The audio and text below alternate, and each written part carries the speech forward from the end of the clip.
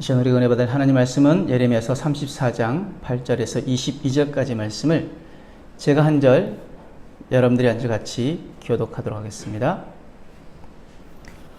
찾으신 줄 알고 제가 먼저 8절을 읽습니다. 시드기야 왕이 예루살렘에 있는 모든 백성과 한 가지로 하나님 앞에서 계약을 맺고 자유를 선포한 후에 여호와께로부터 말씀이 예레미야에게 임하니라. 그 계약은 사람마다 각기 히브리 남녀 노비를 놓아 자유롭게 하고 그의 동족 유다인을 종으로 삼지 못하게 한 것이라. 이 계약에 가담한 고관들과 모든 백성이 각기 노비를 자유롭게 하고 다시는 종을 삼지 말라 함을 듣고 순복하여 놓았더니 후에 그들이 변하여 자유를 주었던 노비를 끌어다가 복종시켜 다시 노비로 삼았더라. 그러므로 여호와의 말씀이 여호와께로부터 예레미야에게 임하니라. 이르시되 이스라엘 하나님 여호와께서 이와 같이 말씀하시니라. 내가 너희 선조를 애굽 땅 종의 집에서 인도하여 낼 때에 그들과 언약을 맺으며 이르기를 너희 형제 히브리 사람이 내게 팔려왔거든 너희는 7년 되는 해에 그를 놓아줄 것이니라. 그가 6년 동안 너를 섬겼은즉 그를 놓아 자유롭게 할지니라 하였으나 너희 선조가 내게 순종하지 아니하며 귀를 기울이지도 아니하였느니라. 그러나 너는 이제 돌이켜 내 눈앞에 바른 일을 행하여 각기 이웃에게 자유를 선포하되 내 이름으로 일컬음을 받는 집에서 내 앞에서 계약을 맺었거늘 너희가 돌이켜 내 이름을 더럽히고 각기 놓아 그들의 마음대로 자유롭게 했던 노비를 끌어다가 다시 너희에게 복종시켜 너희의 노비로 삼았도다. 그러므로 여호와께서 이와 같이 말씀하시니라. 너희가 나에게 순종하지 아니하고 각기 형제와 이웃에게 자유를 선포한 것을 실행하지 아니하였은즉 내가 너희를 대적하여 칼과 전염병과 기근에게 자유를 주리라. 여호와의 말씀이니라. 내가 너희를 세계 여러 나라 가운데 흩어지게 할 것이며 송아지를 둘로 쪼개고 그 두 조각 사이로 지나매 내 앞에 언약을 맺었으나 그 말을 실행하지 아니하여 내 계약을 어긴 그들을 곧 송아지 두 조각 사이로 지난 유대 고관들과 예루살렘 고관들과 내시들과 제사장들과 이 땅 모든 백성을 내가 그들의 원수의 손과 그들의 생명을 찾는 자의 손에 넘기리니 그들의 시체가 공중의 새와 땅의 짐승의 먹이가 될 것이며 또 내가 유다의 시드기야 왕과 그의 고관들을 그의 원수의 손과 그의 생명을 찾는 자의 손과 너희에게서 떠난 바벨론 왕의 군대의 손에 넘기리라. 함께 있습니다. 여호와의 말씀이니라. 보라, 내가 그들에게 명령하여 이 성읍에 다시 오게 하리니 그들이 이 성을 쳐서 빼앗아 불살을 것이라. 내가 유다의 성읍들을 주민이 없어 처참한 황무지가 되게 하리라. 아멘. 오늘 말씀의 중심 내용은 시드기야의 주도로 그동안 알고도 시행하지 않았던 노예의 해방을 선포하지만 바벨론이 물러가자 그 주인들은 이 결정을 다시 번복하게 되어지는 내용입니다. 그래서 오늘 말씀을 통해서 우리가 무엇을 깨달아야 하고 하나님께서는 우리에게 무엇을 말씀하시고자 하는 것일까요? 8절에서 11절 말씀 보면은 바벨론의 침공으로 예루살렘의 패망이 임박한 상황에서 시드기야 왕은 이제라도 하나님의 심판을 피해볼 요량으로 노예 해방을 단행합니다. 율법을 무시하고 노예를 억압하고 착취하던 백성이 위기가 닥치자 하나님의 환심을 사기 위해서 노예 해방을 시도한 것이죠. 하지만 바벨론이 잠시 퇴각하고 21절 보면은 그 눈앞의 위기가 해소되자 풀어졌던 노예를 금세 다시 잡아들여서 하나님과의 계약을 깨뜨립니다. 어려움 겪을 때는 하나님께 약속했던 것, 근데 상황이 좀 나아지고 나니까 그것을 잊어버리고 있지는 않는지, 그래서 잘 지키고 있는지. 여호수아가 살아있을 때 여호수아가 그 마지막에 이스라엘 백성들에게 이야기합니다. 야, 너희가 애굽에서 섬기던 신이든지 아니면 강 쪽에 섬기던 신이든지 너희가 섬길 자를 택하라. 하나님과 이방 신들 가운데 섬길 자를 택하라. 나와 내 집은 오직 여호와를 섬기겠노라 했을 때 이스라엘 백성들이 여호수아 앞에서 뭐라고 이야기합니까? 아니, 우리가 하나님만 섬기기로 우리가 약속합니다. 여호수아 앞에서 그렇게 약속하고 여호수아가 그러면 이 약속에 너희가 증인이다 라고 이야기하는데, 그들이 여호수아가 살아있을 때는 그 약속을 지켰지만 여호수아가 죽은 이후에는 그 약속을 행하지 않습니다. 여호수아 죽은 후 이스라엘 백성들이 행한 일들에 대해서 사사기에 반복되어 등장하는 구절이 이스라엘 자손이 또 여호와의 목전에 악을 행하여, 또 여호와의 목전에 악을 행하여입니다. 그들이 이방 민족의 압제 가운데 고통받을 때는 하나님께 부르짖으면 하나님께 사사들을 보내서 그들을 구원하십니다. 그러나 그들이 그 은혜를 잊어버리고 또 하나님을 배반하고 돌아섭니다. 어려울 때는 도와달라고 하나님 앞에 막 부르짖습니다. 그런데 그 어려움이 지나고 나서 좀 평안하고 안정이 찾아오면 금세 또 그 은혜를 잊어버리고 다시 하나님이 원하지 않는 길로 다시 돌아갑니다. 그럼 하나님은 또 어떻게 해요? 또 어려움을 던져 넣으십니다. 아, 왜요? 자, 이것에 대해서 사사기 2장 11절에서 22절은 이렇게 말씀합니다. 좀 긴 말씀이지만 한번 잘 들어보시길 바랍니다.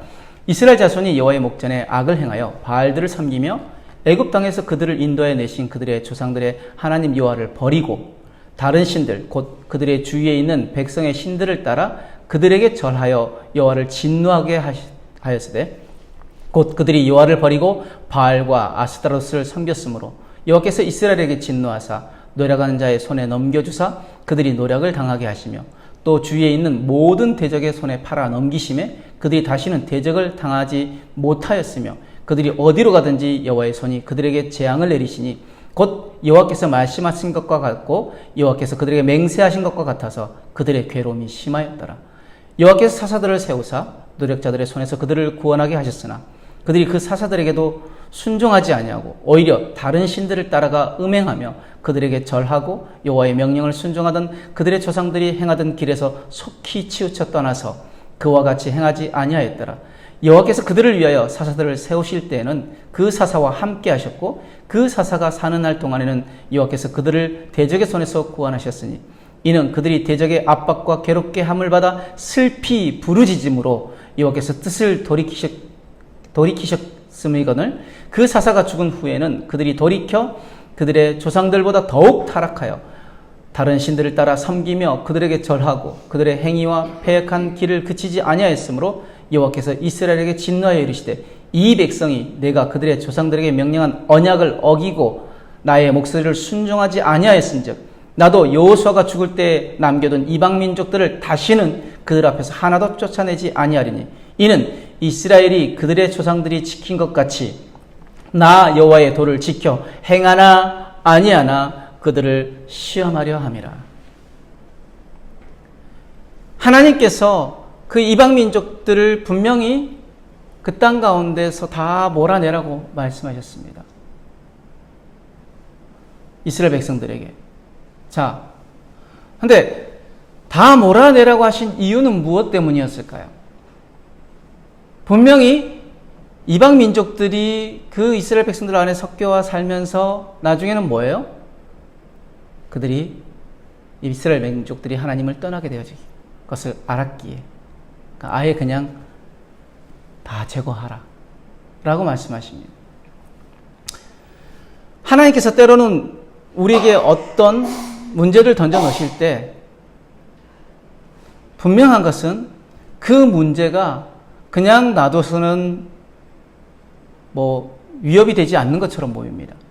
그죠? 이스라엘 민족들이 가나안 땅에 살아갈 때 그 땅에 있었던 민족들 그냥 그들을 몰아내지 않았던 이유 중에 하나가 뭐였어요? 그들을 종으로 삼고, 그죠? 또 그들에게 도움이 필요한 것들을 얻고, 그래서 뭐 합니까? 타협합니다. 믿음의 가장 무서운 게 뭔지 아십니까? 타협입니다. 적당히 어느 정도 타협하다 보면은 당장 그것이 나에게 위협이 되지 않습니다. 그러나 어떻게 해요? 점점 이스라엘 민족들이 그 이방 민족들과 함께 섞여 살면서 뭐 합니까? 하나님을 떠나서 이방 신들을 섬기는 지경까지 이르니까 하나님께서 어떻게 합니까? 다른 주변의 이방 민족들을 들어서 그들을 치게 만드십니다. 왜요? 깨달으라고. 무엇이었습니까? 분명히 나 여호와의 도를 지켜 행하나 아니하나 그들을 시험하려 함이라. 이방 민족들을 그 땅 가운데 하나님께서 남겨두셨던 이유는 뭐냐면 하나님이 이스라엘 민족들이 그것을 말씀을 지켜 행하나 아니하나 시험하려고 그 땅 가운데 이방 민족들을 남겨두셨다는 거죠. 분명히 이스라엘 백성들이 하나님 앞에서 맨 처음에 약속했던 그것들을 지키지 않았을 때 나중에 점점 시간이 가면서 그것으로 인해서 오히려 더 큰 어려움을 당하게 되는 것입니다. 우리의 삶에 하나님이 그러면 원하신 것이 무엇일까요? 다른 게 아닙니다. 말씀에 순종하는 것입니다. 지키나 안 지키나 그들을 시험하려 함이라. 그럼 왜 하나님께서 지키나 안 지키나 시험하려 하실까요? 말씀을 지켜 행할 때 하나님께서는 우리에게 무엇을 주기를 원하십니까? 신명기 말씀을 우리가 꾹꾹 이렇게 눌러 짜면 두 문장으로 나옵니다. 기억하고 순종하면 복을 받고 잊어버리고 불순종하면 저주를 받는다. 하나님께서 우리에게 말씀하시는 것, 왜 순종하라고 하십니까? 우리에게 복 주시고자. 그러면서 뭐라고 말씀하십니까? 너 잊어버리면 너 저주받아 라고 경고하시는 거죠. 한데 우리가 그 경고를 무시할 때가 너무 많습니다. 자, 12절에서 22절 말씀에 하나님께서는 율법에 7년마다 노예를 해방하라고 명령하십니다. 애굽에서 영원한 노예로 살다가 해방된 민족인 이스라엘에서 노예는 경제적으로 파산한 사람이 다시 자립하기까지 그 일시적인 그 상태일 뿐입니다. 다시 그 사람이 일어설 때까지 회복의 기간이죠. 부유한 사회계층의 이득을 위해서 인간을 도구화하는 이방 나라의 노예 제도와는 달리 경제적 고립에 처한 이가 자기 결정으로 노예가 돼서 임금과 숙식을 제공받으면서 다시 재기를 꿈꾸는 제도가 바로 이 노예 제도였습니다. 자발적인 결정으로 영원히 노예가 될 수 있음을 율법이 명시할 정도로 노예가 된 당사자에게 결코 폭력적이고 억압적인 도구가 아니었다는 거죠. 그 제도가 아니었습니다. 하지만 하나님이 율법을 제정하신 이래 이스라엘은 이 취지대로 행한 적이 없었습니다. 도리어 이웃 나라들의 노예 제도를 모방해서 이웃을 착취하고 차별합니다. 그런데 그런 그들이 노예를 해방하겠다고 하면서 서약식을 요란하게 행합니다. 성전에서 하나님과 계약을 선언하고 송아지를 조각내서 그 사이로 걸어가는 의식을 행하면서 당시 이것은 고대 이스라엘에서 체결하였던 그 언약 체결실의 보편적인 모습입니다. 이 맹세를 깨뜨리면 이 송아지처럼 심판받겠다고 다짐합니다. 이런 거창한 예배가 무색하게 그들은 노예에게 주었던 자유를 곧바로 거두어드립니다. 그 변심의 대가로 칼과 전염병과 기근이 자유를 얻어 예루살렘을 삼킬 것이라고 말씀하십니다. 순종 없는 내 삶을 화려한 예배로 가릴 수 없습니다. 왜요? 우리 하나님은 속지 않으시기 때문입니다. 그래서 사무엘상 15장 22절, 23절 말씀 뭐라고 말씀하십니까? 사무엘이 이르되 여호와께서 번제와 다른 제사를 그의 목소리를 청종하는 것을 좋아하신 같이 좋아하시겠나이까? 순종이 제사보다 낫고 듣는 것이 순양의 기름보다 나으니 이는 거역하는 것은 점치는 죄와 같고 완고한 것은 사신 우상에게 절하는 죄와 같음이라. 왕이 여호와의 말씀을 버렸으므로 여호와께서도 왕을 버려 왕이 되지 못하게 하셨나이다 하니. 사울이 버림받은 이유는 무엇이었습니까? 다른 이유가 아니었습니다. 하나님 말씀을 버렸기 때문입니다. 하나님 우리에게 원하시는 것은 그렇게 많은 것이 아닙니다. 그저 하나님을 사랑하고 말씀에 순종하기를 원합니다. 왜요? 그 말씀에 순종하는 것이 사는 길이기 때문입니다. 왜 말씀에 순종하라고 하십니까? 우리가 잘 되기를 바라기 때문에. 여러분, 우리 부모들 다 마찬가지 아닙니까? 자녀들이 잘 되어지기를 바라기를 원해서 그 자녀들에게 이렇게 하라 저렇게 하라 이야기하는 거죠. 한데 왜 듣지 않습니까? 왜 순종하지 못합니까? 뭐로 들리기 때문에? 잔소리로 들리기 때문에. 잔소리 들리면 어떻게 해요? 한 귀로 듣고 한 귀로 흘려버립니다.